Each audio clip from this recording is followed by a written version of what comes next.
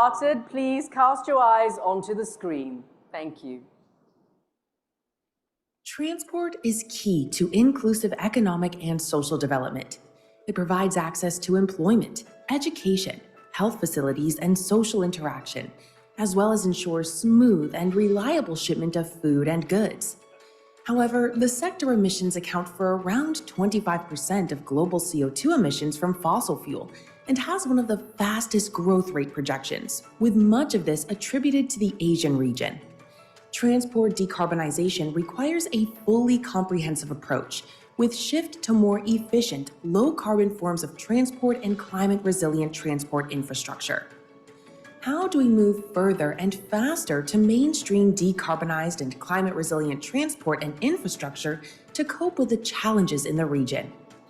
This year's Asia and the Pacific Transport Forum highlights clean transport for all, and will focus on ADB as the climate bank and how the transport sector can move towards low-carbon and climate-resilient vehicles and transport infrastructure. ADB's transport sector support and assistance to global public goods will also be showcased, notably those relating to climate change and sustainable development goals. The Transport Forum, held every 2 years since 2008, has grown to become the region's premier transport knowledge event, where the sector's leaders and experts have open dialogues, sharing international best practices and experiences. It will cover other key corporate agendas on gender, social development, and digitalization, alongside sector-specific topics such as rail, urban transport, road safety, smart mobility, logistics, and road system operations. Given the key challenges of the transport sector, the forum includes sessions on the relationship between transport and climate change, decarbonization, disaster resilience, urbanization, regional connectivity, cross-border trade, among others. The forum allows those working on real-world sustainable transport solutions, such as policymakers, thought leaders, and practitioners working in the transport sector, to discuss their experiences and views on the future to come. ADB also takes the flagship event as an opportunity to engage in dialogue between ADB staff and its developing member countries and partners on the challenges and opportunities facing the transport sector as it seeks to rebuild after the COVID-19 pandemic and ensure transport continues to play a pivotal role in sustainable and inclusive development. See real-world solutions and join the discussions at the Asia and the Pacific Transport Forum 2024, where we present solutions for transport to deliver on global commitments and public goods on transport-related SDGs and on Paris Agreement commitments, and provide an opportunity for representatives of the region's transport expert community to develop a greater understanding on key transport issues in the present and near future.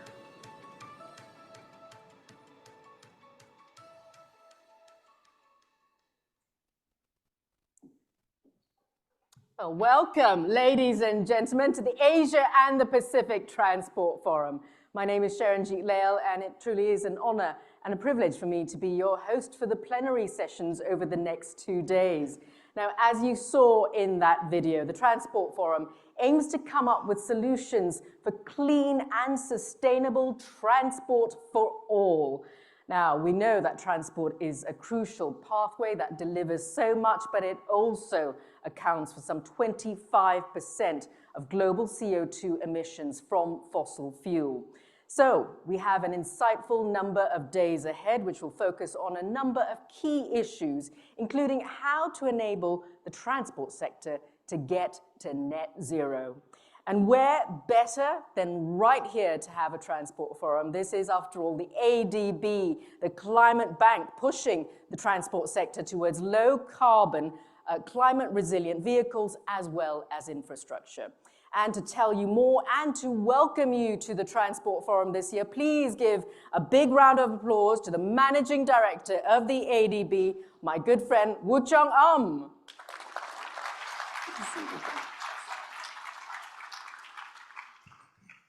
Thank you, Sharanjit, for starting off this important forum with such a flair. Thank you very much. Your Excellencies, distinguished guests, ladies and gentlemen, good morning. Welcome to the Asian Development Bank's prestigious ADB Transport Forum. This year, we proudly present our theme, Clean Transport for All. And my special thanks to our special Filipino global celebrity, Apple the App, for joining us today for the second time for work-related. And then he was here with us about 5 years ago for the show, pre-pandemic, to celebrate the work that we do here as well. The transport sector has played a very, very important role in the Asian development as long as I can remember. This sector is one of the biggest sectors, if not the biggest, in ADB's operations over the years. This means that probably we have the highest number of transport experts, engineers and specialists in ADB, probably similar to the energy sector. This means that whenever we talk about the transport sector, the whole bank rumbles. In fact, the transport sector attracted the two most interesting globally known celebrities from around the world. Of course, first was Michelle Yeoh around 2009, I think. She's the global ambassador for road safety. And now we have the 6-time Grammy Awards winner, Apple the App. Who says the transport sector is boring? Woo! Look at this. You didn't all come to see me, right? So transport sector was simpler when ADB was first established in 1966, as every country needed ADB's support to build roads, and lots of roads.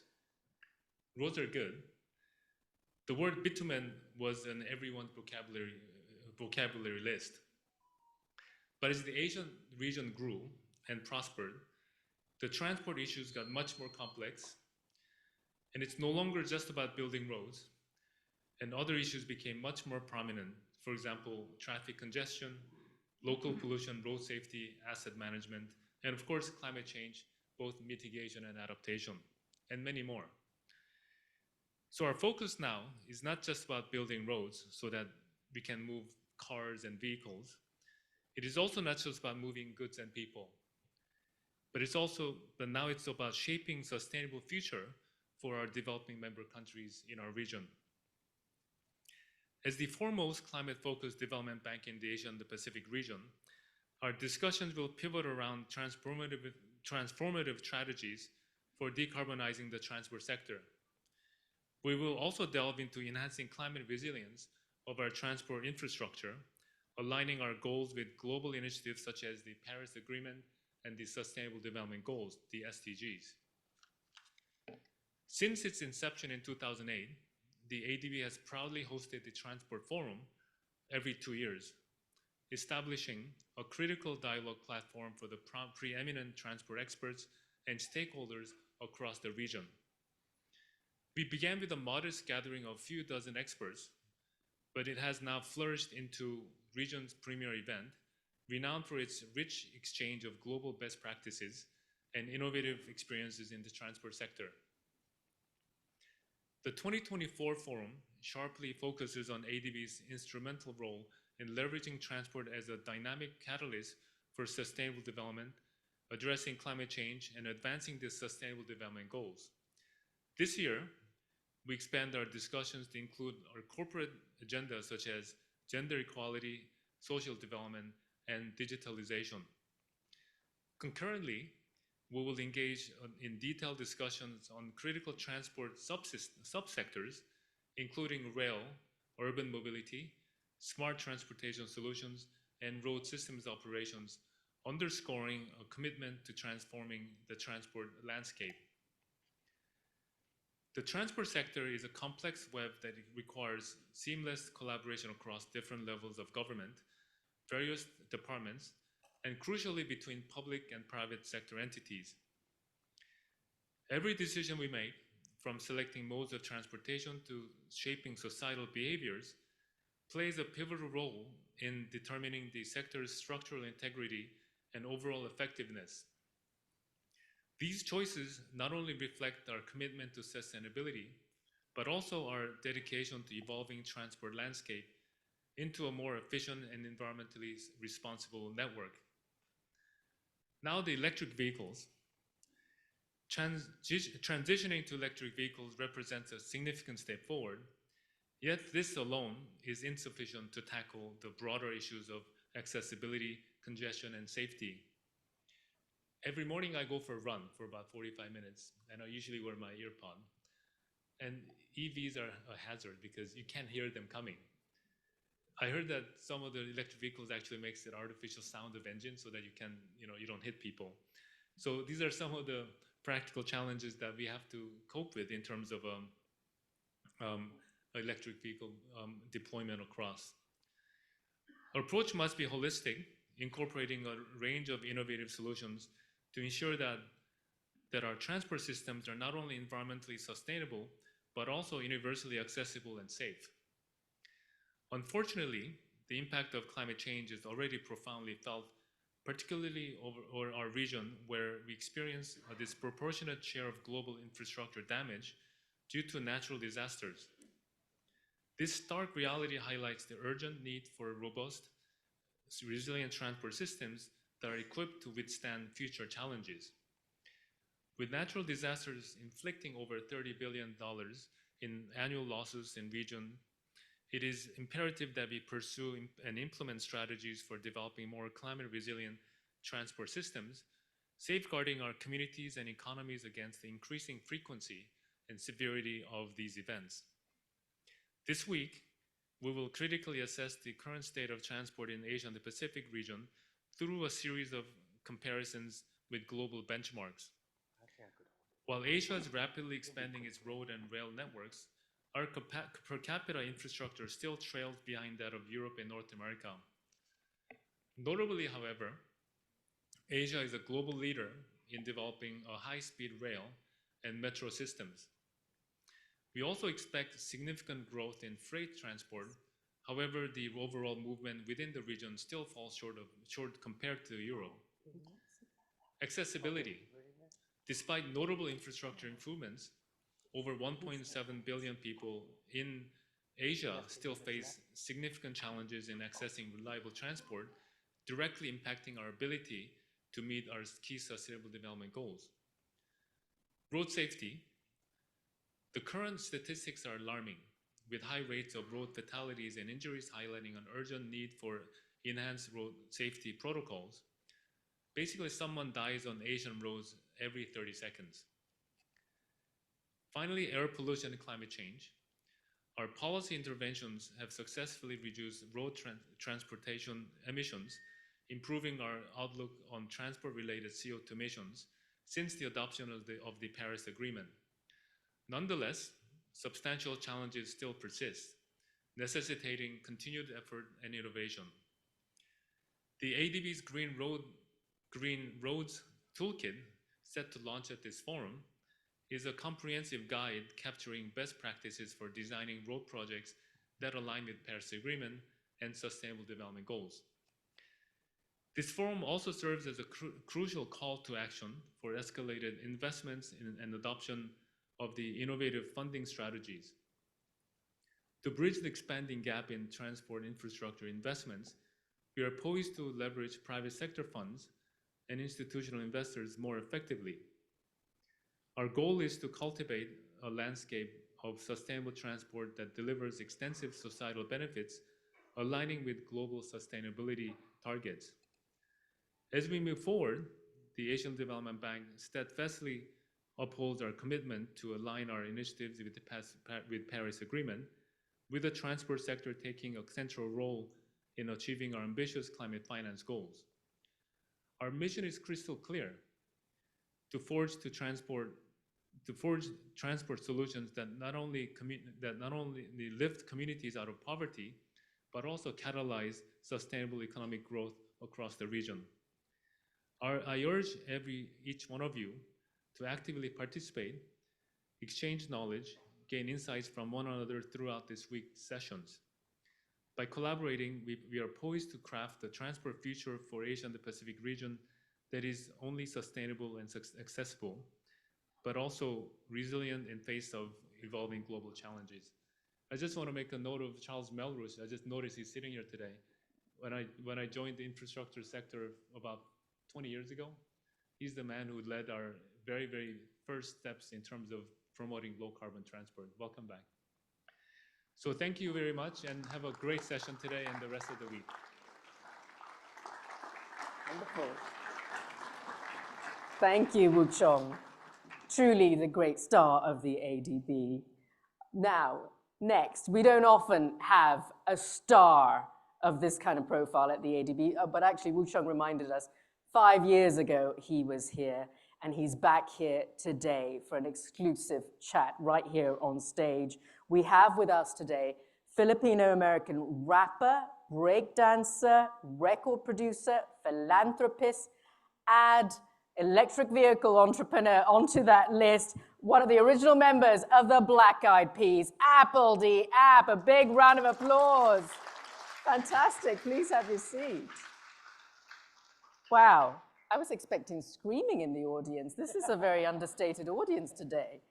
Wow, this is amazing to have you here. And I know Woochong, sort of mentioned it a little bit, but you were here 5 years ago. You performed for a lot of the members here. But what an extraordinary journey that you have had. Your story is truly inspirational.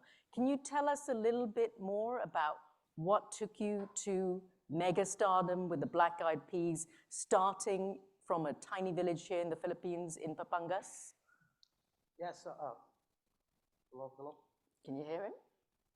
Hello? Is it on? I think so. Yeah, Well, yeah. let's try this one. Is this on? Yes, that one's on. Yeah, take that one. Hello, whoa, hey. Woo! I'm very white over here.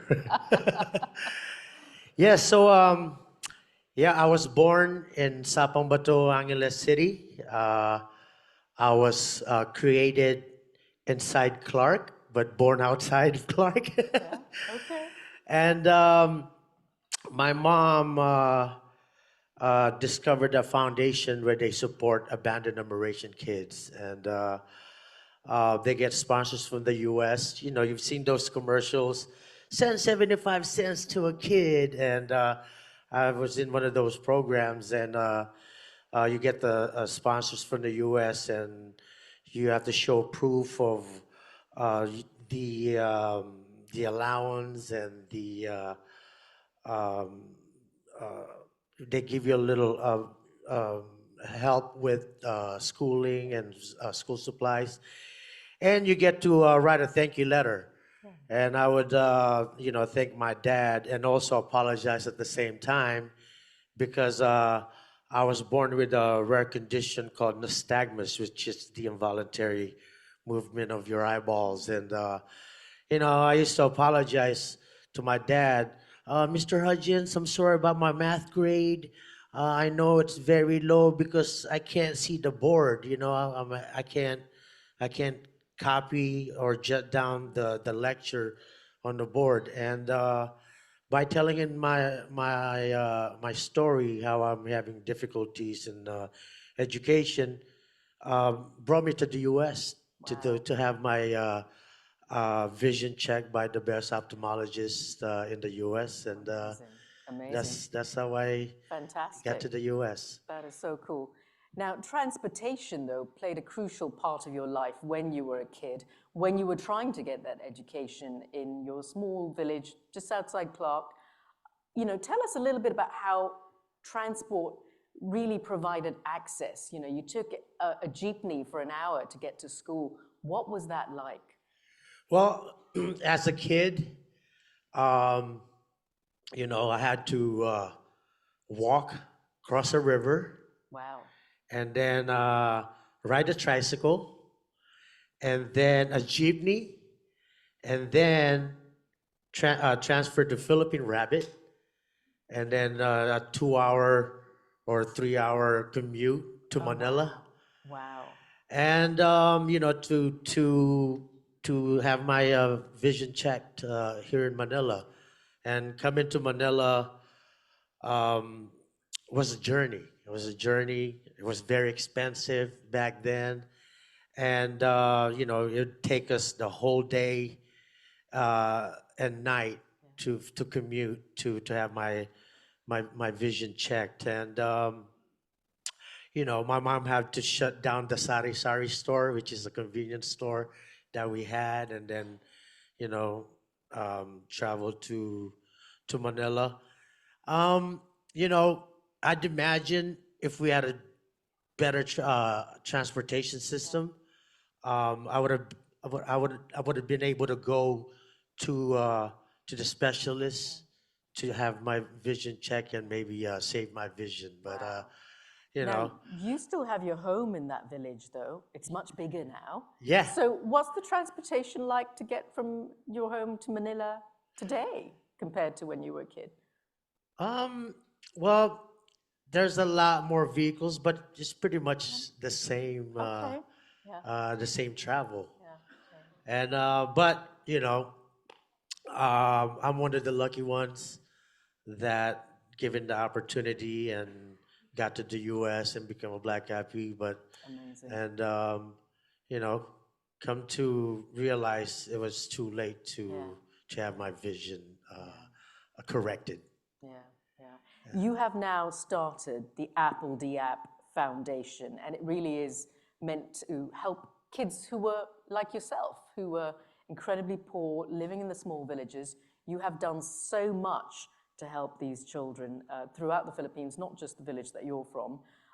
You're focusing on education, technology, health initiatives, and you've signed an MOU with the ADB. Now tell us a little bit more about what this MOU is meant to achieve and what your motivations are for a brighter future. Yes, so recently, signed an MOU with Apple Foundation International and ADB. This is to trying to research the best way to successfully electrify Philippines.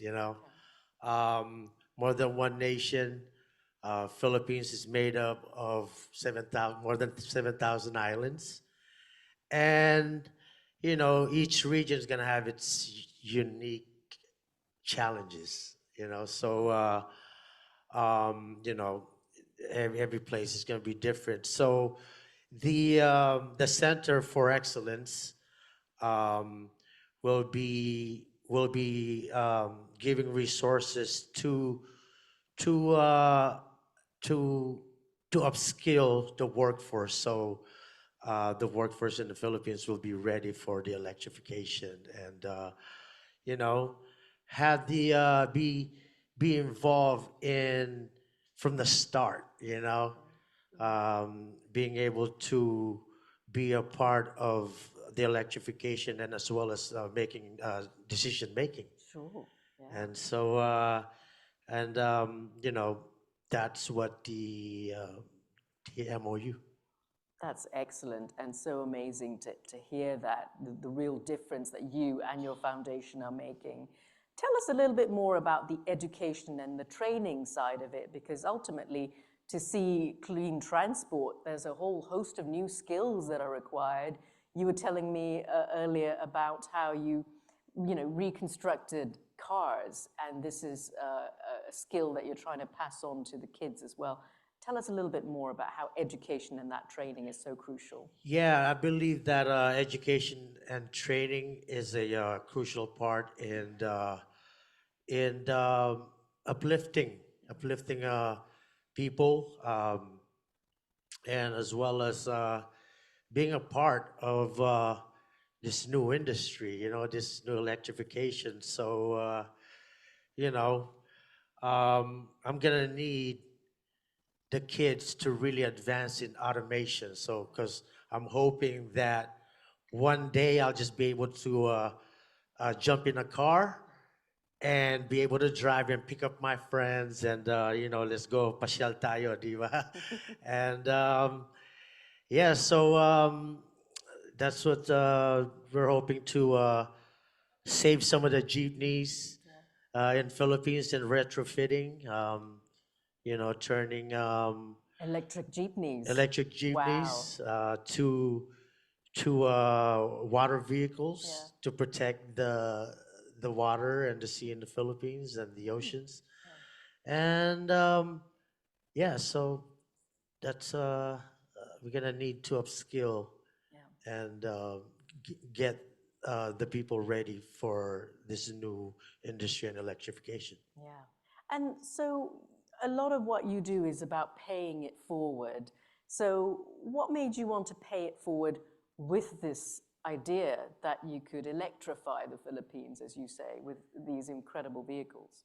Yeah, I'm a lucky one. Uh, you know, but luck is not success. It's just a place where you take advantage of opportunities, and you know, as Black Eyed Peas, we've been making, party music uh, all our lives, and parties is what you know get people together and grow the community.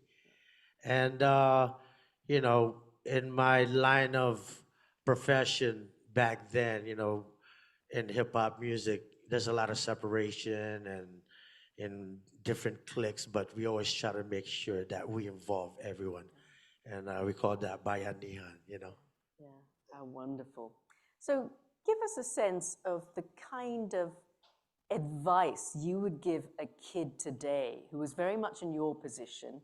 What kind of advice would you give that kid, about being able to achieve and realize their dreams, much the way you did?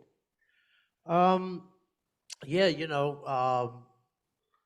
surround yourself with people with the same values, and you know sh- that's what really started the EV program. Was we turned an old school car into an electric vehicle, so we wanted to bring that back home, that knowledge, that skill set, and especially Philippines is one of the countries affected by climate change. So, electrifying vehicles and a cleaner future.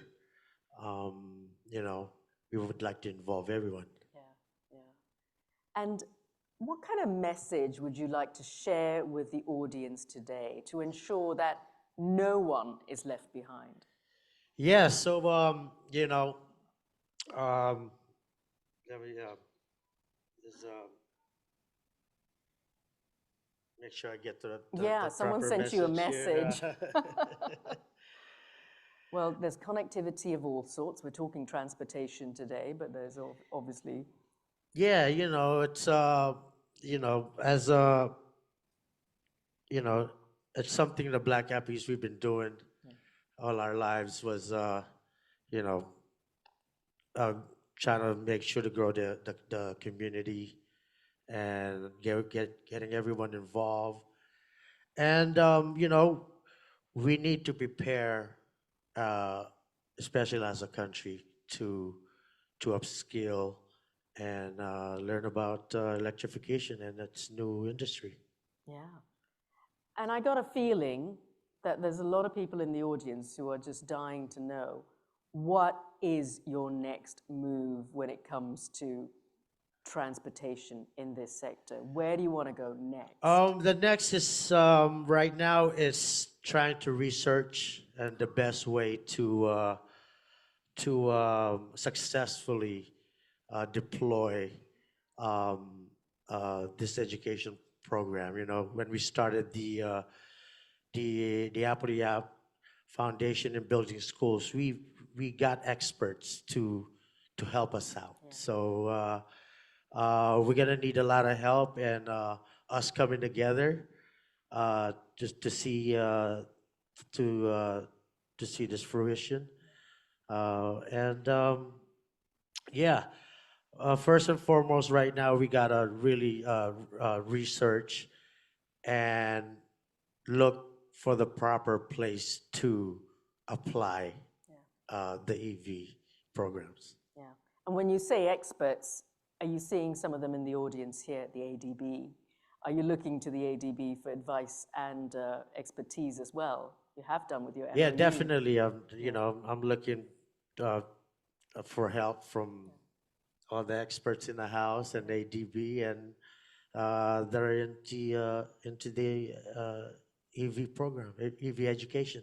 Great. Well, I got a feeling that they're all going to come up to you afterwards and ask you how they can help.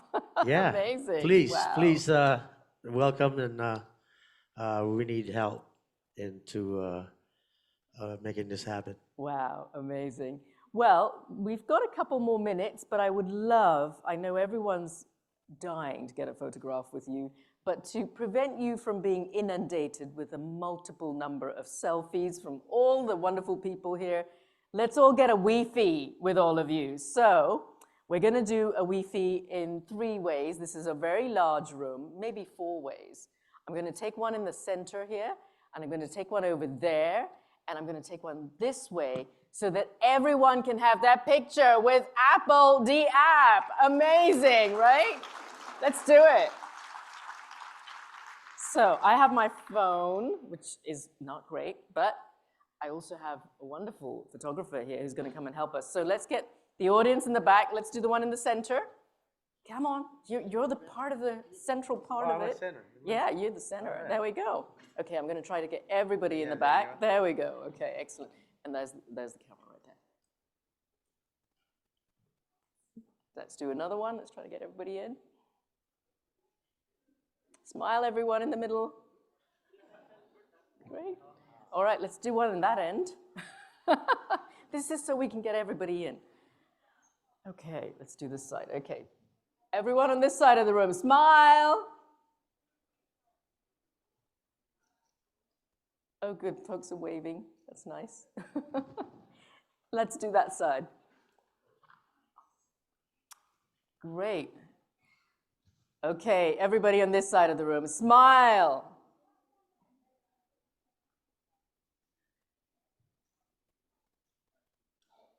Fabulous. Well, thank you so much for your time today. Apple the app in the house at the ADB.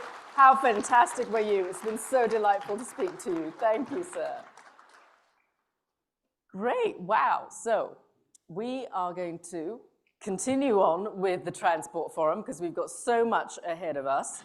And after that truly inspirational conversation with Apple the app, I have a panel session that is really going to shine a light on some of the key issues here at the Transport Forum and how to achieve clean and sustainable transport. So let me introduce our panelists while the chairs are being set up for them. I'd like to introduce Weimin, who's a director from the Transport Division from the United Nations Economic and Social Commission for Asia and the Pacific. And prior to joining UNESCAP, Mr. Weimin served as the Director General of the Department of International Cooperation at the Ministry of Transport in China. Thank you, sir. Please have your seat. There you go. I think that one's mine, so sit next to me. Seats are still coming up, so I'm going to go slow. Next up, we have Leonel de Velez. He's the Assistant Secretary for Planning and Project Development from the Department of Transportation from the Philippines. Leo, as he's known, has been involved in several transportation projects, such as the Regional Airports Public-Private Partnership, the NAIA PPP, the PNR South Long Haul, Mindanao Railway, and Subic-Clark Railway. Next up, we have Elizabeth Jones, who leads the Transport Research Portfolio for the UK Government's Foreign, Commonwealth and Development Office. Elizabeth has more than 25 years of experience working on international development globally in places as far afield as Zimbabwe, Mozambique, Bangladesh, and Fiji. Welcome. And next we have Susanna Zammataro. She's the Director General of the International Road Federation in Geneva. The IRF is a membership-based organization whose mission is to promote the development of road networks that enable access and sustainability and mobility for all. And finally, we have Hiroaki Yamaguchi, the Senior Director of Transport from the ADB. He has more than 27 years of professional experience, including 20 years right here at the ADB. Welcome all. Now we all have our seats, which is fantastic. So let's get started. And by the way, we would like some questions from all of you in the audience, which I will aim to ask our panelists at the end. And there will be a QR code coming up so that you can access that ability to ask questions. So let's start with a quick recap from each and every one of you, very briefly, right at the start, to give us a sense of just how important this need to transition to clean and sustainable transport is, and how each of you are contributing this with your various organizations. Let's start with you, Leo, right here in the Philippines. Awesome. So I think everyone knows that the Philippines is one of the countries that are very vulnerable to climate change. So we have a lot of natural disasters from hurricanes. Recently, we've been having a massive heat wave. So climate resilience and climate mitigation has been top of mind for the Department of Transportation. This is part of our Secretary's thrust to have a more comfortable, accessible, safe, sustainable, and affordable transportation system. So with the help of the Asian Development Bank and many of our international partners, we have been integrating many of these climate resilience and climate mitigating features in our transportation projects. So whether that be elevating our railways to mitigate flooding, to including nature-based solutions for our airports and our ports. This is something that is now, we're trying to make second nature when we develop infrastructure projects. And with our partnerships and access to international experts, we're able to bring best practices and localize them to here in the Philippines. Right. This is for all kinds of transportation, whether that be for our maritime, our aviation, or our land-based transportation infrastructure. I think Apple mentioned earlier how we are trying to transition towards more electric vehicles. This is something that we are really thinking about upskilling our people. Before, people used to be familiar with internal combustion engines, but now it's more important that they are also familiar with electronics and electrical systems, especially for the battery controllers and also the batteries themselves. Right. So these are new skills that we are ensuring are found here in the Philippines. Great, thank you so much. That's just a quick question at the start. You will go on to elaborate a little bit more a little later on those various projects. Weimin, give us a sense of what your organization, UNESCAP, is doing. Okay, thank you very much, and good morning, distinguished participants. I think now decarbonization is crucial for transport transformation towards a sustainable future.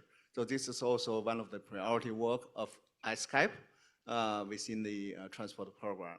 So UNESCAP is one of the regional commissions of United Nations for promoting sustainable development, economic and social development in the region.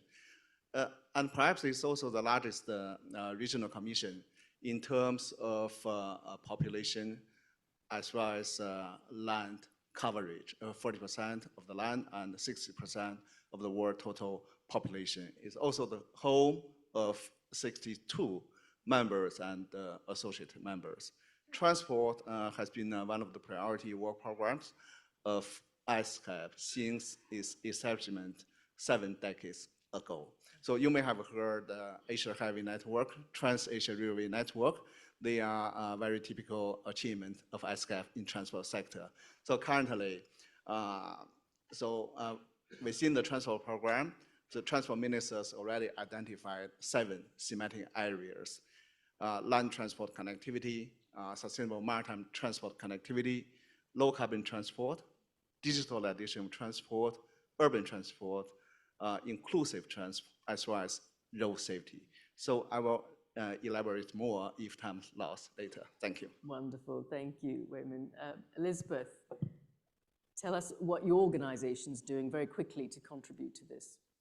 Thanks very much. So just briefly, I think we heard even right at the beginning, then sustainable transport for all is crucial to all the SDGs. And we know, but the SDGs are actually sadly off track at the moment.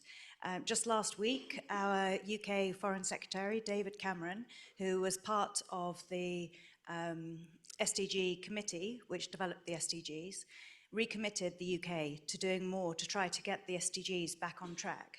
So part of that is around decarbonising in the UK for transport, and then also overseas. So part of that comes from our international work on the committee and roadmap for net zero vehicles, which we co-chair with the US.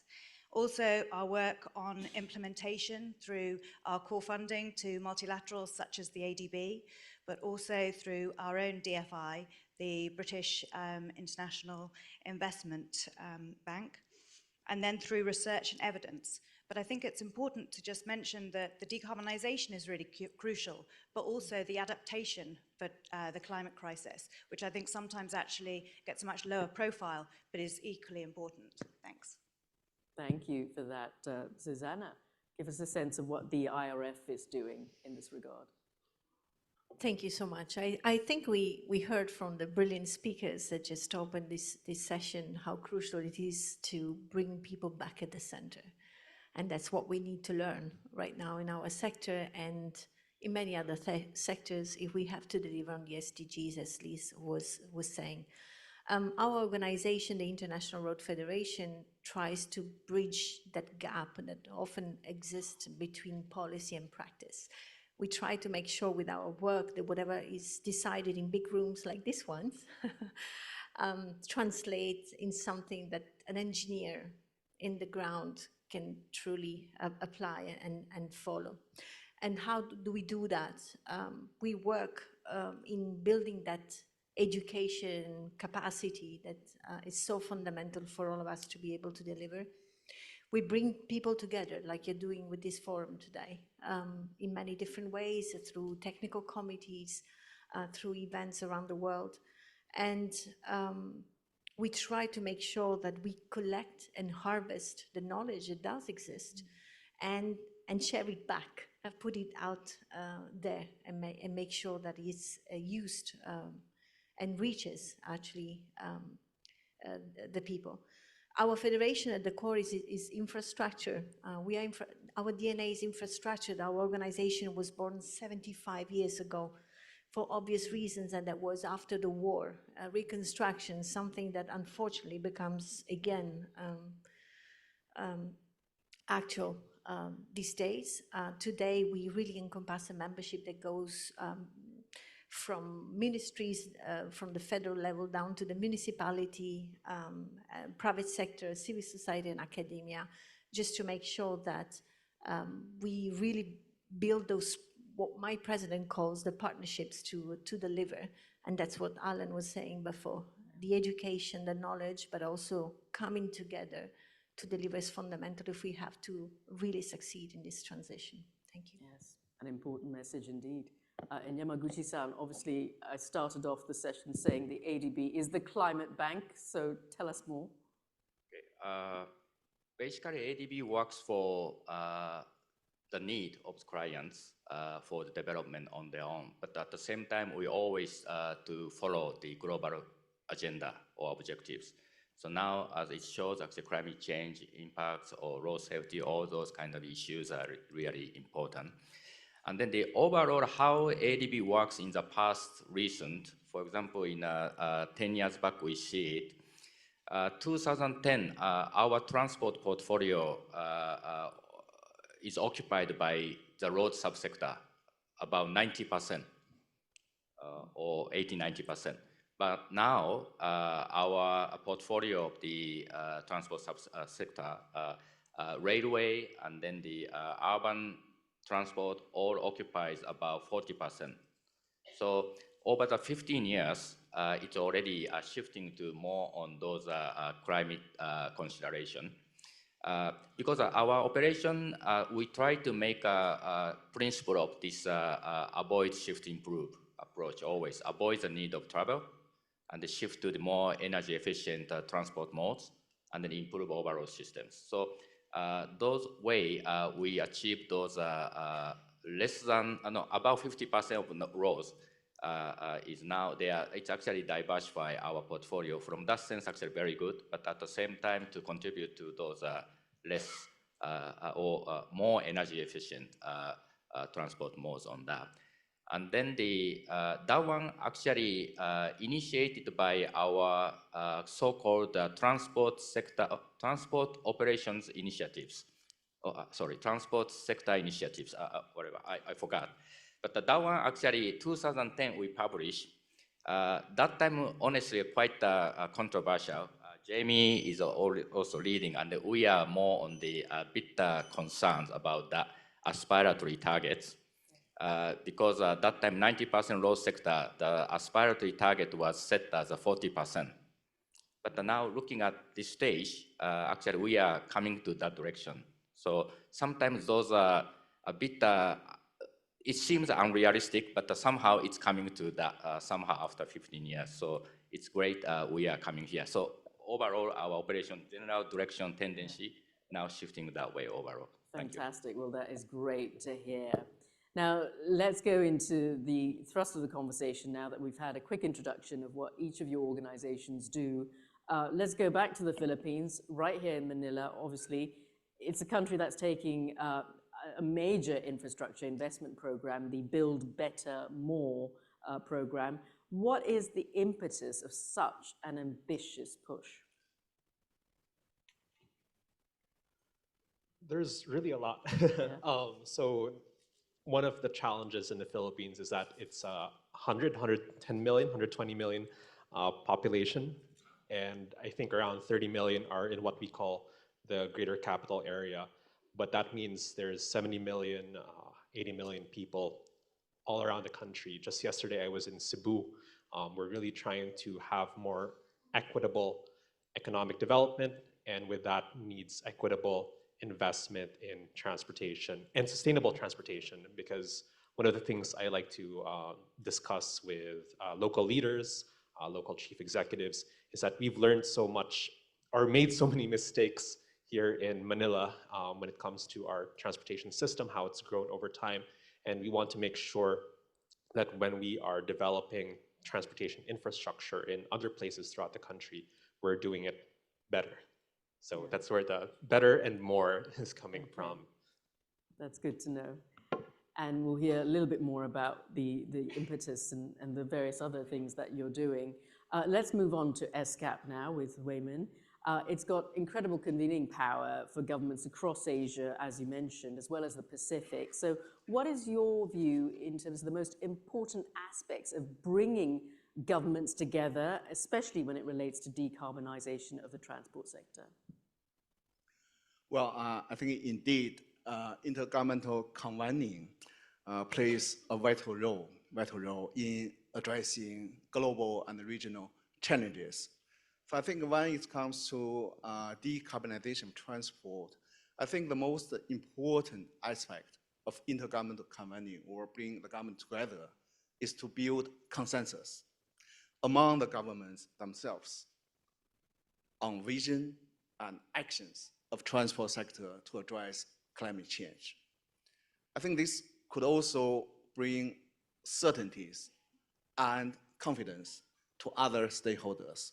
So that's helping identify the pathways to accelerate transport transformation. Yeah, because I think decarbonizing transport is still in its infancy and requires joint efforts from all stakeholders. Yeah. I think UNESCAP, I'm very happy to share, UNESCAP, I think already built a strong political momentum on low carbon transport through its convening power. One example I'd like to share is that at the 4th Ministerial Conference on Transport convened by UNESCAP in December 2021, transport ministers unanimously agreed to prioritize low carbon transport in the 5-year regional transport action program.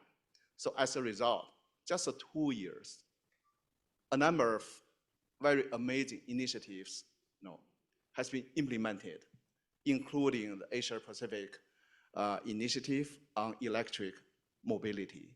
So many participating countries told us they benefit a lot from these initiatives and follow-up activities. Thank you.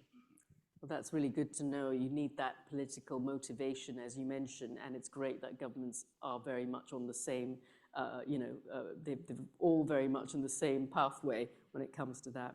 Let's move on to the UK government now, Elizabeth, because it's for many years supported the applied knowledge programs in the transport sector. So how do you see that making real differences in transport infrastructure and transport system operations? Thanks. So The UK Foreign, Commonwealth and Development Office is actually really passionate about research, innovation and evidence. If we look at last year, then we funded about £400 million worth of international development research. And just to put that in context of the UK ODA for the same year was about £15 billion, or 0.58% of GNI. So as you say, we've been funding transport knowledge and research for a long time, actually over about 50 years.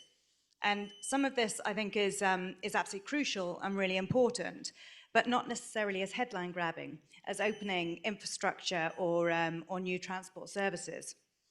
But if we are going to invest wisely in these large-scale infrastructure and services that transport needs, then we do need to make sure that we're really learning from what works and what doesn't work.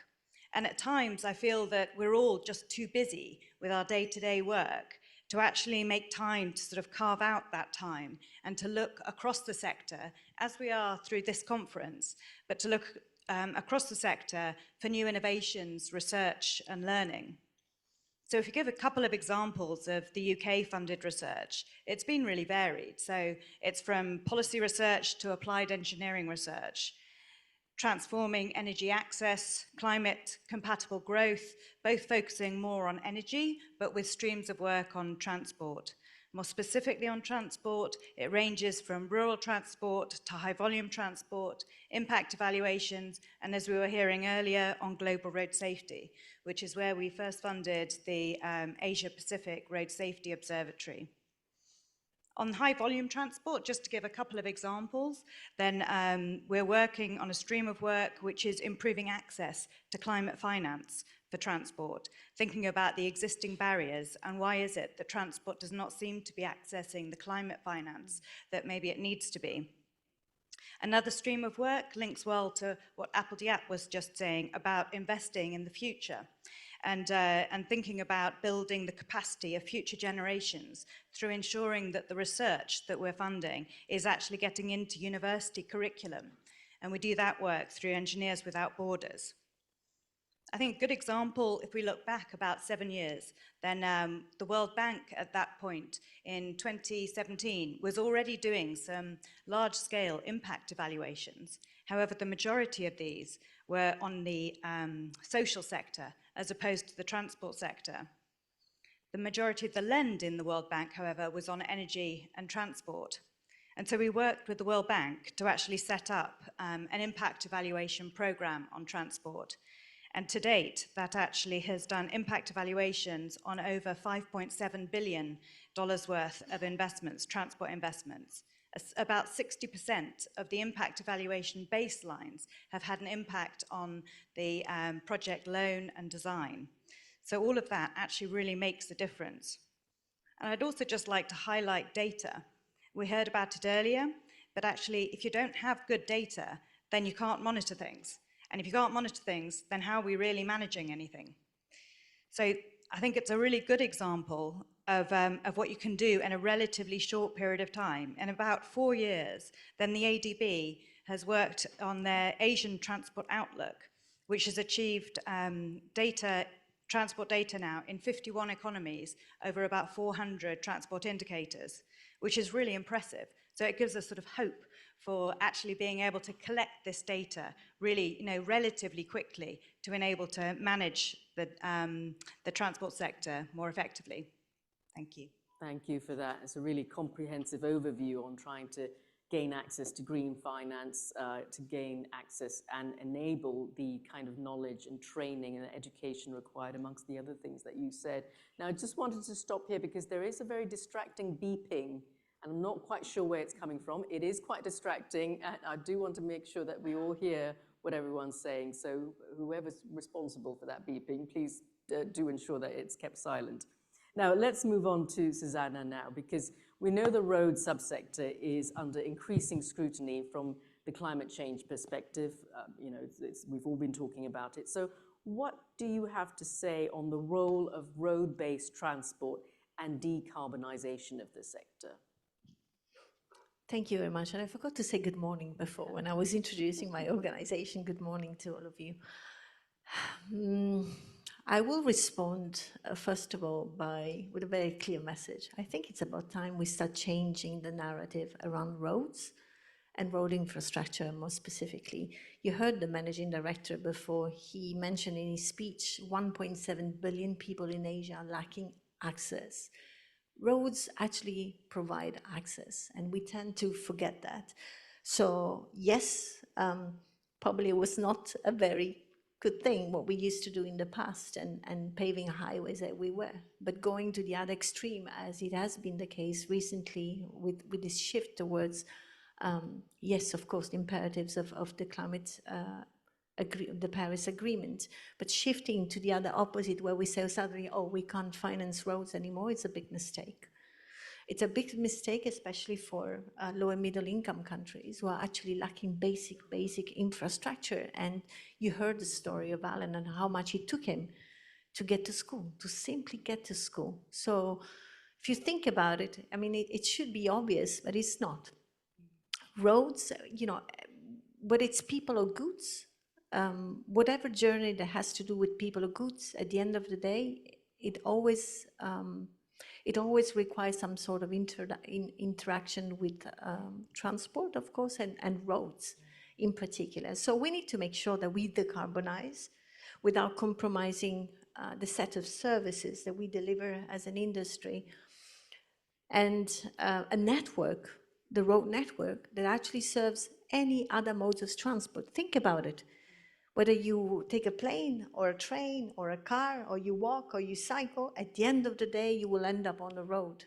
And so we need to make sure that that infrastructure is serving the needs of all these users and not just people sitting in the car. So that's my first point.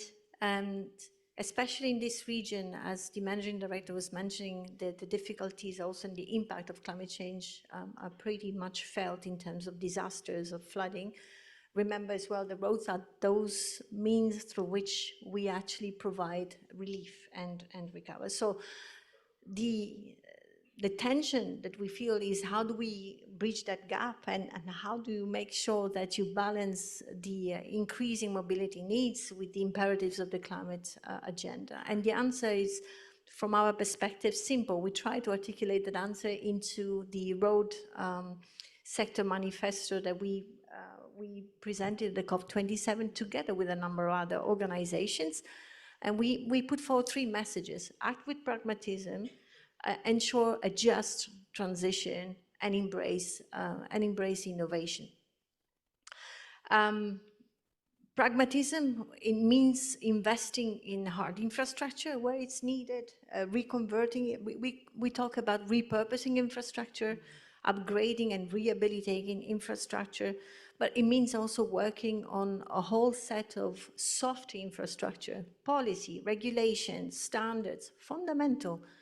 And that's why I said at the beginning, our organization really tries to bridge that gap between the policy and the engineer who has to actually build that piece of infrastructure according to standards. The local context does matter, of course. Many of us have mentioned it already. It's fundamental. There's no one bullet serves it all.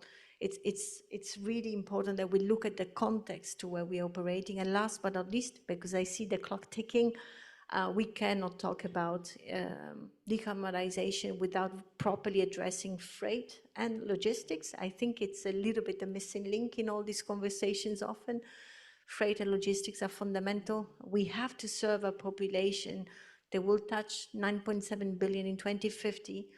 And trade and transport demand for freight actually would double from here to 2050. It's important that we look at freight and logistics in a proper way. So concluding, we really need to embrace holistic thinking and really try, and that's what we have not really been good in doing, in trying to get out of our silos or rail and roads or policy or engineers and try to really embrace that overarching holistic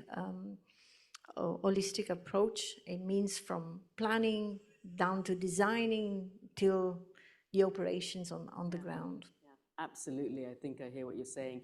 And, you know, as you said at the start, we cannot forget that 1.7 billion people do not have access to roads. Apple the app was one of them.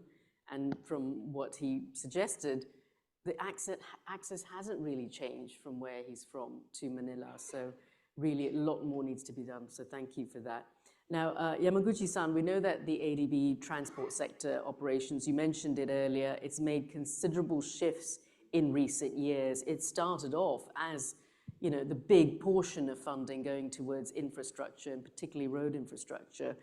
But obviously, the shift has meant it's become much more sustainable transport over the years. So how do you see that evolving?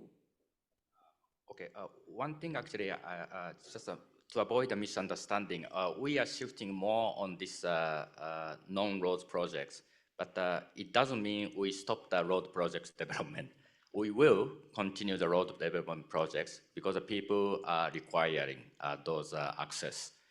For example, the Philippines, railway operations, we do 7 billion already approved, and we continue to do more. But at the same time, last year we had the Bataan-Cavite Bridge. It's a 3 billion bridge. And then also we are preparing another expressway or those for roads and bridges. So just to avoid a misunderstanding, we are not stopping the road projects. We really understand that strong need still remains. That's really in need for the economic development of all the countries. So we will continue to support. The thing is actually, the way to support the road projects a bit a different way. It's more considered on the climate resilience, and also by having the road projects, it also has a good opportunity to have a dialogue of the decarbonization of the transport sector, as explained, a bit bigger policy dialogue, how the e-mobility be promoted through the road projects, like together with some support on the charging stations, mobilization, discussions, how the e-bus systems to be also incorporated those.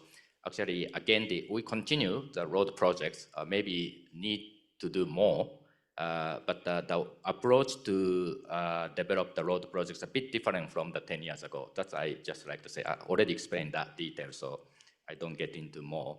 So overall, actually, we shifted in a major way to enhance more non-roads projects because 90% of the occupants by the road subsector is too much. We require change at that time. So we discussed a lot. And then that time, since then, our resource side also quite changed. That time, we have few railway experts that time. But since 2010 or those, we engaged more railway backgrounds. And then also more on this climate backing already that time. We are aware this 2015, I think, the Paris Agreement. But 12 of those discussions already initiated. We already see the opportunity in a way to come that. That's why 2010, we go for that ambitious one.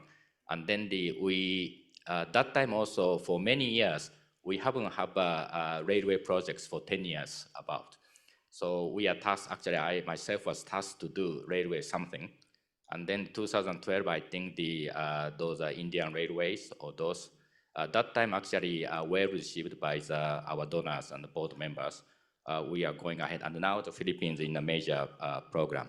So the overall decarbonization approach, actually bigger portfolio shift. It's more on the railway projects like commuter rail in the Maros-Clark South commuter railways. Also India, we have this Delhi-Meerut project, more or less a similar approach on that. And then also India has quite a lot of metros. Bangladesh also, we continue to do the railway of those. That's continuously, we expand that. Central West Asia, also we have this dialogue with Azerbaijan or those digitization together. The thing is actually railway subsector has quite the opportunities there. And then same way as the smart mobility on the e-mobility and then digitization. So on that, actually, I should have said the previous question. Transport sector in ADB, we see the opportunity, our missing opportunity there. So we created dedicated teams for the railway logistics and the smart mobilities, and then also the emerging areas. It's a more different topical way of approach, like a road asset management, and also the road safety, those kind of areas. So overall, we evolved the approach that way for the long term. It's not the immediate quick fix, but we try to change slowly, but I can see the quite good results are coming up. So we continue to do that way. That's very good to hear. Now, we do seem to be running out of time now, so I see that there are many, many questions here on the Q&A, but I will try to race through the second round of questions for everyone. And this is so we can finish in about 10 minutes, I believe, before our big launch. But let's try to keep it on message, because what you're saying is so important, so crucial to hear and really insightful. So let me move on to you again, Assistant Secretary de Velez. The Department of Transport covers many modes of transport. Obviously, there's lots and lots of different things out there. How do you see the need for each of these to work together in a multimodal transport solution? And if you can keep it fairly short. Sure. So there's a common theme actually with what Hiro mentioned, what the DOTR is doing in the last couple of months and what we're going to be doing over the next couple of years, which is we're rebalancing and diversifying our portfolio of transportation projects. For the last 6 years, and thank you to ADB for all the support, we really focused a lot on our railway sector, our land-based transportation. But moving forward, we are looking at rebalancing our portfolio with a focus on the blue economy. So that's supporting our maritime infrastructure, our domestic shipping, international shipping, our inland and coastal waterways. There's also going to be a major focus on aviation, making aviation more sustainable. It's quite unique to the Philippines as an archipelago with a lot of separate islands. Our shortest commercial flight, I think, is around 20 minutes just to hop across 2 islands. And this is something that we are trying to rebalance in our portfolio to cover all of these at the same time. So that's something that we are focusing on. Thank you. Now, UNESCAP, Weimin, has a long and successful history in regional transport programs. You've got things like the Asian Highway, the Trans-Asian Rail. So how important is regional connectivity, and how do you see it evolving in the future? And again, if you can keep your answer fairly short. Well, I think transport connectivity is an indispensable condition for regional economic integration and cooperation. So given the vast geographical coverage of UNESCAP, of this region, as well as particularly the special needs of those countries like landlocked developing countries, small island developing states for access to sea, to international markets, and to global supply chains. So I believe the core of the 2030 agenda, leaving no one behind, cannot be achieved, if I say leaving no country behind, cannot be achieved without effective transport connectivity. So thanks to the great efforts from UNESCAP member states, and also supported by financial institutes like ADB, a regional infrastructure network consisting of highway, railway, dry ports has been formed. So nowadays, I can see, this network, connective network, is undergoing profound changes towards a safer, smarter, greener, and more inclusive, resilient, and sustainable systems. Countries are upgrading transport infrastructures, facilities, and services. So from my end, I'm maybe more, optimistic. Yes, it won't take long, before we see a greener and smarter transport connectivity network in our region, with like high quality roads, high speed railways, automated port terminals, and also new energy vehicles, vessels, as well as, AI powered transport network management in our region. Thank you. That's so great to hear about the optimism, and keeping with the theme of leaving no one and no country behind. Elizabeth, we know access is a fundamental requirement for development. We heard Apple the App's story earlier. So how do you view the issues on rural access, And what lessons can you share on programs like the Research for Community Access Partnership, or RECAP? Thanks. So as you say, the SDGs, one of the key principles there is on leaving no one behind. So that does mean working in rural areas as well as in the urban areas that we are all rather focused on. So the UK over the years has funded many rural transport programs, and one of those longest running of those was for 17 years in partnership with the government of Nepal, which brought rural access to more than 2 million people. A while ago now, but the UK worked with others for the inclusion of the SDG 9.1.1, the Rural Access Index, in that framework. And through our research projects, then we looked at how you could revolutionize the methodology of measuring that rural access index, the proportion of people living within 2 kilometres of an all-season road. And so working with the UK's Transport Research Laboratory and the World Bank, then we looked at including satellite imagery and GIS data to ensure that more countries could actually measure that, so that we had increased data on rural access. The Rural Access research program that you mentioned, then that worked in 17 countries, and it had impressive engineering research that was taken up in manuals and specifications across low volume rural roads programs. So these were adopted in 10 of our partner countries. And just to give a brief example, then that meant that they impacted on about 60,000 kilometers of all-season roads in Ethiopia, about a $4 billion investment. In Tanzania, 58,000 kilometers of district roads. And in Bangladesh, then a World Bank program of $625 million for rural concrete bridges and culverts.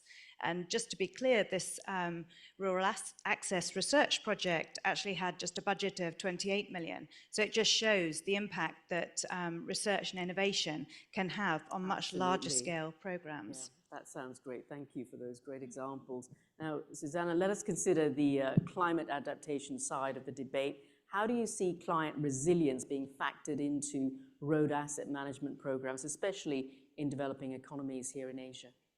How many hours do you have? I have a minute, and I believe you have a slide to share, so let's not forget that. No, the slide, yes. It's about our Congress, but I just want to reconnect back to what the managing director of the bank said. Again, I was noting down his figures. He mentioned 30 billion annually indirect damage to infrastructure, transportation infrastructure. So it gives you a sense of the scale of the problem, and that damage is people losing their lives, and it's poverty, because everything is wiped away when there's huge floods, and you see that happening often in this region. So it's extremely important that we really learn to manage our assets properly, and that we upgrade and rehabilitate infrastructure to the correct level, so that we can ensure that resilience that is so fundamental for societies and economies. Which means at the same time embracing, again, that holistic vision in terms of network thinking, because here, of course, you need to be able to prioritize and prioritize interventions and expenditure. Of course, we don't have resources to cover everything. So there has to be some smart thinking put in that. In that respect, technology comes into the picture big time, I would say. Digitalization, our sector, is a profound game changer, because we know we can actually capture things right at the top, from the beginning, at the design literally stage. So before we even build the infrastructure, and that generates tremendous savings. Actually, some of the colleagues with their solutions are in this room. I encourage you to go to their sessions later on. It's amazing the savings we can do in terms of CO2 emissions, in terms of increasing the resilience of the infrastructure. And we are talking about the orders of cutting down 50% natural emissions, or saving in 80% in natural resources. So we're strong believers in data and data-driven technologies and processes. Of course, technology cannot solve it all.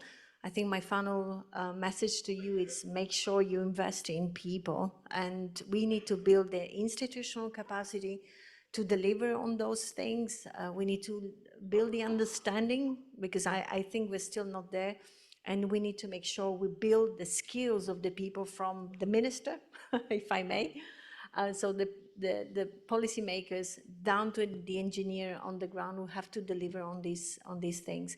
The slide was about my 1 minute of promotion. Everything we are discussing today will be at the center of our Congress. The IRF World Congress will take place this year in Istanbul, 15 to 18 of October. And it's really, the message is in the title already, connecting to empower mobility, because that's what we do as a community, not just roads. Roads are there as enablers to access and to make sure we deliver sustainable mobility for all. So a warm invitation to all of you to come. That's great. I hope you all had a chance to scan the QR code while it's up there. Yamaguchi-san, a quick question for you about how the ADB has supported decarbonization. We know it has, you've talked about it. Can you please share with us some of the highlights of the program with the decarbonization? Very quickly, please. Okay. Basically, our approach is the two sides of these areas, the decarbonization and resilience support, together with some new approaches, especially with use of the private sector. So the highlights, recent one is the e-ferries, and then the e-buses. Some actually already materialized through the private sector colleagues of our teams. And then the others also, we are in a good stage for discussing the electrifying buses in certain countries. And then that one also challenges also how we mobilize the private sector thinking or the funds to promote those things. So that actually not just the decarbonization, but the private sector involvement opportunities, it's there. So that's how we try to work it out on the decarbonization side or mitigation. That one is the, also because of that, to push forward, we got the approval recently from the Global Climate Fund on the 170 million up to support those initiatives. And then together with the ADB fund, most likely it reaches 450 of those. We already selected the 7 countries to pursue with the arrangements. Dialogue is quite advanced at this stage. And then the resilience side, railway, and then the roads, definitely this resilience we have to consider on the design side. The road sectors, we are now promoting also green concrete cement, that type of way to minimize the emission for the construction of those. Again, the roads itself will not emit too much. Actually, the use of roads is where the emittance. So important for us is actually to have a dialogue with the government to promote more e-mobility of those. It's already maybe the topic on the Istanbul conference. So our approach on the roads is actually leveraging the road supports for more e-mobility. That type of the kind of sense we are approaching on the road side. And then of course, rail side continuously to expand. Philippines, we are also preparing the metros also, and also Bangladesh also coming. So overall portfolio, we still continue to push through on those areas, but at the same time, roads we approach in a bit different way to promote. Again, we are not stopping the road projects. A bit misunderstanding my first sentence. Thank you for those reassurances. So sorry, a bit defensive, but that I actually need to clarify. But I see some worry face, so that's why we will definitely continue, yeah, and then the more strengthen on that. Yeah. Well, speaking of the audience, I am coming to your questions now. Thank you for those great questions. I think we really only have time for one question. I'll ask the question Ira Cruz has asked, which is, we've heard roads, ports, expressways mentioned quite a lot, but very little in terms of moves to promote more efficient forms of transport.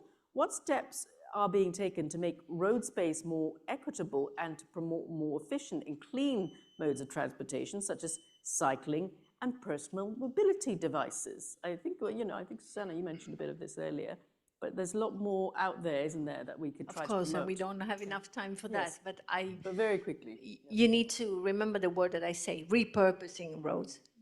We, in engineer sector, we speak a lot about rehabilitating and reconstruction, etc. But we are pushing this word repurposing, which means that you may take existing infrastructure, in fact, and make sure that it serves other modes of transport, public transport, of course, cycling and walking. So we totally agree, actually. We're not there to say we need to pave highways everywhere and make sure everyone drives a big SUV. No, what we're saying is make sure that the road infrastructure we have is built properly, is thought about it properly, first of all, to address all the needs, that we maintain it properly. I think that we could spend hours just talking about the importance of maintaining the current infrastructure that we have. And now I lost track of what I was saying. No, it's about trying to get those clean modes of transport. Yes, personal actually, mobility and devices, cycling. Actually, speaking of which, London's great at this as well. You see those bikes on the roads that you can rent. So those are examples of other countries that have done this, and how perhaps a lot more developing countries and in we Asia strongly support. could look to emulate Litz and Europe. I actually part of Sustainable Mobility for All. It's an initiative that brings together 57 major transport organizations in the sector: aviation, railway, public transport, and we really try to work as a community to push forward those messages. Again, we don't see rail against road against us. We are part of one single community. We should learn to speak with one single voice. That's the problem that this sector has. We're not able to speak with one voice. That's a great message. Would anybody else like to pick up on that, Weimin? Well, instead of like road transport, actually we promote inclusive transport, such as active mobility and also accessibility within the concept of urban transport. So this is one of priority areas of ESCAP. I think my colleagues, Dr. Vishen, also joined this meeting, and she can share more if maybe at other occasions. Thank you. Excellent. Just one very quick one, and I want a quick 10-second answer from each of you. Where do you see this sector, this need for clean transport, clean transportation, sustainable transportation? Where do you see it in 10 years from now? Quick 10-second answer. Sorry, I'm going to start with you, Leo. Sure. For me, I hope it becomes second nature to everyone. That's where I see it 10 years from now. It's no longer really a conversation piece, because it is just part of everything that we do on a day-to-day basis. Excellent. That's where I see it 10 years from now. Excellent. Weimin? Okay, I think that the next 10 years coincide with the Global Decade for Sustainable Transport proclaimed by the UN, new UN resolution adopted in December last year. So I think in this decade, we will witness a very rapid transformation of transport sector in our region, driven by the needs for sustainable development and also powered by disruptive technologies such as AI, transition of energy. And for me, I think, well, at the end of the next decade, our carbon footprint will be largely reduced when we gather here together in ADV Manila, no matter which mode of transport we take. Absolutely. Wonderful, optimistic way to look at it. Elizabeth?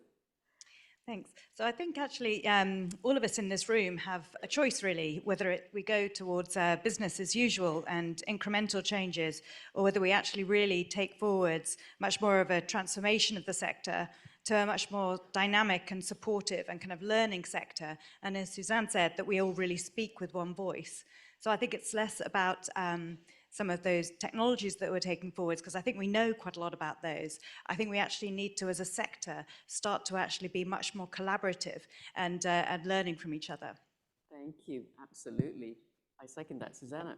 I'm an optimistic person, and so I would say in 10 years' time, I'm expecting to see a transportation sector that empowers, that unites, and that delivers access and opportunities to all. Wonderful. And Yamaguchi-san, finally. Yeah, I shouldn't say roads subsector shares will be 0% or those like that. But again, What's the ADB doing in 2034? okay. So That's 10 what we years, want to know. 10 years after, I think my wish is really, those kind of climate change dialogue or green dialogue. We don't need that dialogue. Actually, coming from the government naturally, we need this. It's already well considered of the climate change. So we are pushed to do that from the government side. We are a little bit still now, need a bit dialogue to consider those areas, but 10 years later, maybe we need to follow what government's really pushing for climate agenda for all subsectors, including roads. So there, and then maybe in future, ADB also may not be required in that sense somehow. So that's actually for future, actually government, that's actually really relates to the education side. People actually really acknowledging the need and also educated in such direction, then maybe we don't need those difficult dialogue. Actually, it naturally comes up from those owners of the project. Excellent. Another optimistic way to end it. Thank you all to our panelists for your great optimism about this sector. In 2034, we won't be talking about it, we will be doing it. Clean transportation for all. Wonderful, and thanks again. We will go on to our next segment now, but I believe you can go and take your seats, panelists. Once again, a big round of applause to our panelists. What a truly insightful opening session that was. Well, we heard a little bit about this later. No, don't leave just yet. We're going to have an exciting launch right now, and you heard the managing director himself, Director General himself talk about it, Woochong. And this is the launch of the Green Roads Toolkit that is being launched by the Asian Development Bank, which was developed by the ADB, Meta, and the International Roads Federation. So let's watch a video that's going to tell us a little bit more about it before Jamie comes on up and gives us a bit more information. Do we do the video first? Great, let's do the video.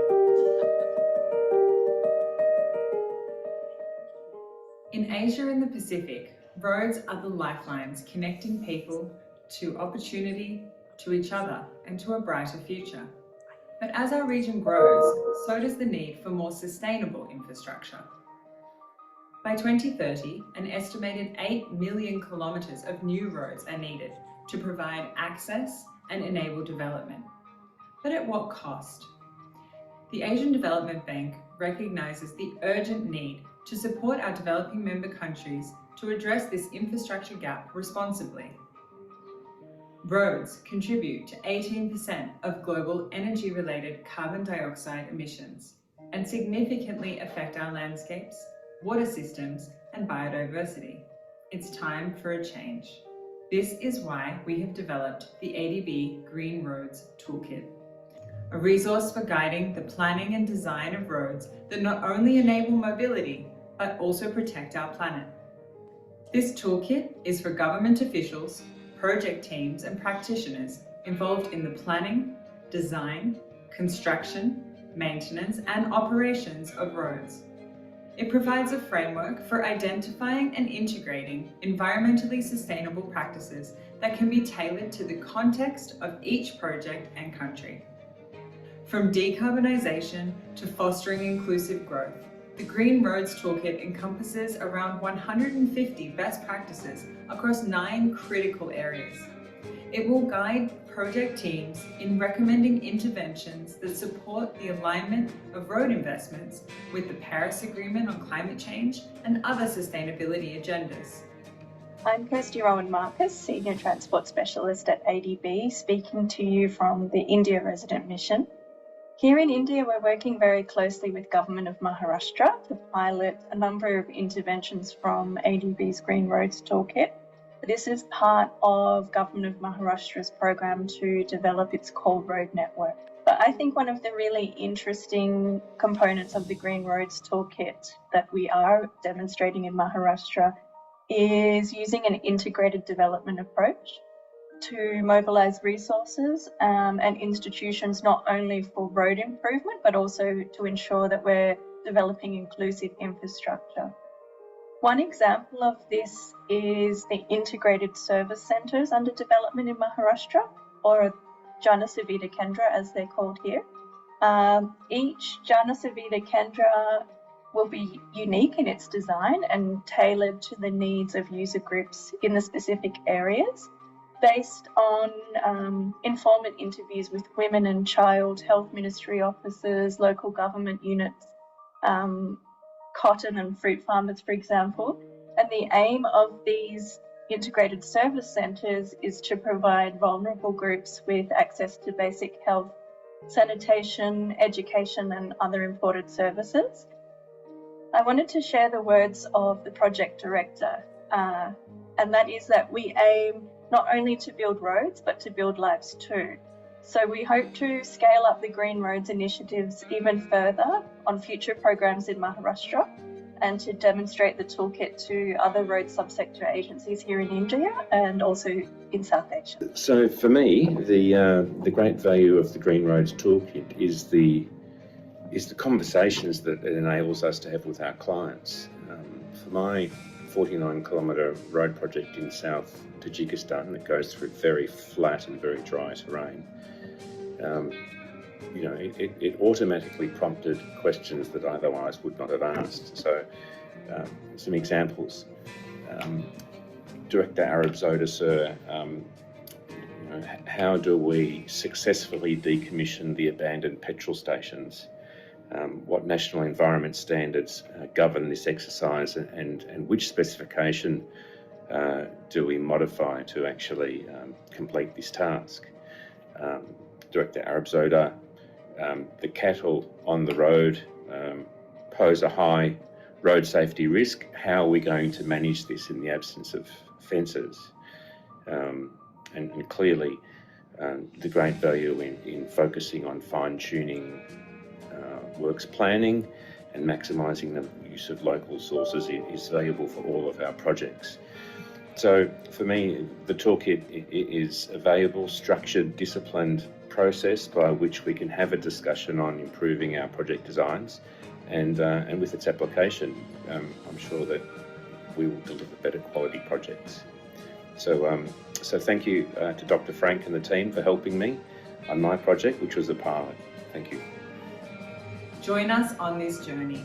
Together, we can pave the way for green roads that lead to an inclusive, low carbon and resilient Asia and the Pacific. A round of applause, please. And I'd like to invite none other than Jamie Leather, the Director of Transport for the ADB, to officially launch the Green Roads Toolkit. Go ahead. It is a great honour to launch this. I think it fits very much with the panel we just heard. It's applied knowledge, leads to better policy so we can build better more in the road subsector, and it demonstrates that ADB is still committed to our support to our clients in this road subsector. We have heard a lot about accessibility and sustainability.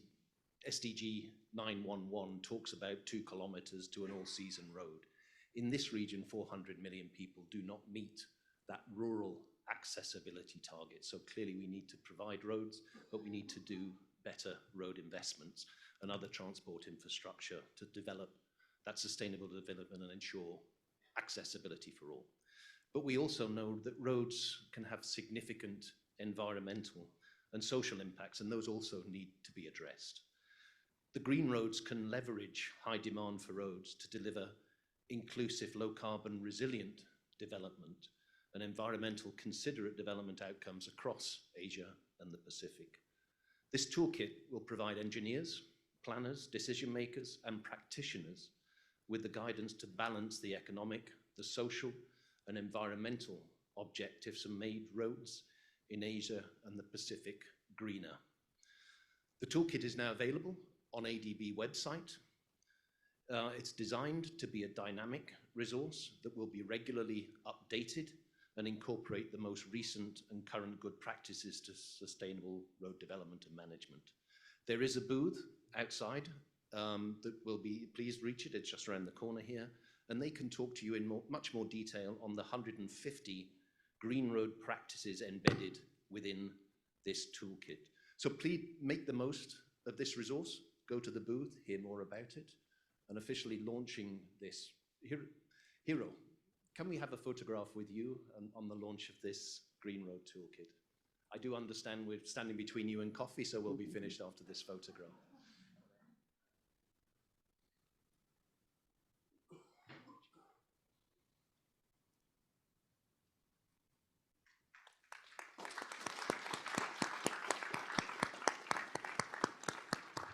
Coffee is served directly outside. Thank you very much.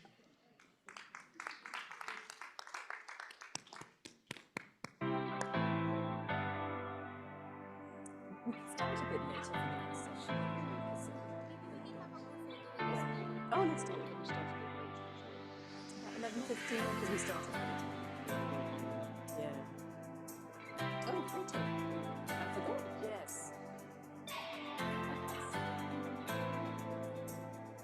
Oh, thank you. We all had too much to say, didn't we? It was artistry that